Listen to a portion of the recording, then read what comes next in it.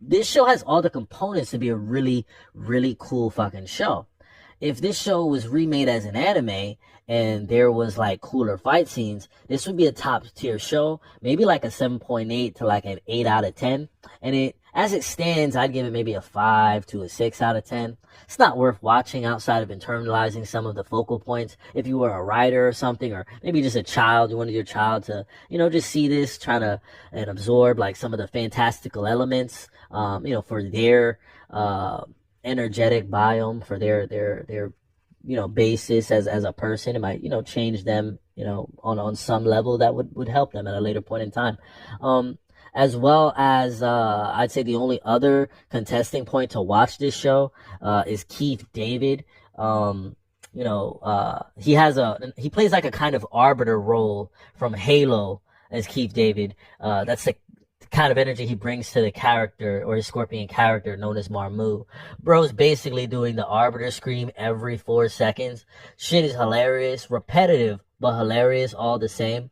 To be any briefer, because this show doesn't really deserve any more in-depth analysis, Kulapari is basically the name of like the Super Saiyan class of frogs that amongst all the respective frog tribes have uber powers and capabilities the rest of the frog tribes don't have access to.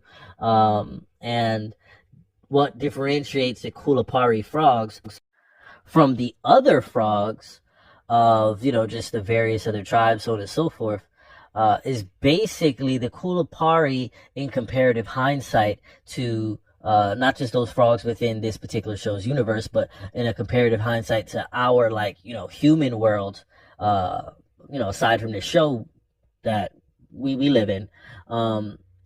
These Kulapari frogs quintessentially would be considered the most poisonous frogs in the world if they were, like the frogs in our world, the way frogs are like that, the really poisonous ones are like super vibrant colors and stuff. So in this show, Kulapari, these Kulapari class frogs have a ridiculous amount of poison within them, or essentially, when they have that spark, they got that ick factor, they got that dog in them, they got that Super Saiyan, they got that whatever you want to call it, they got that gon in them,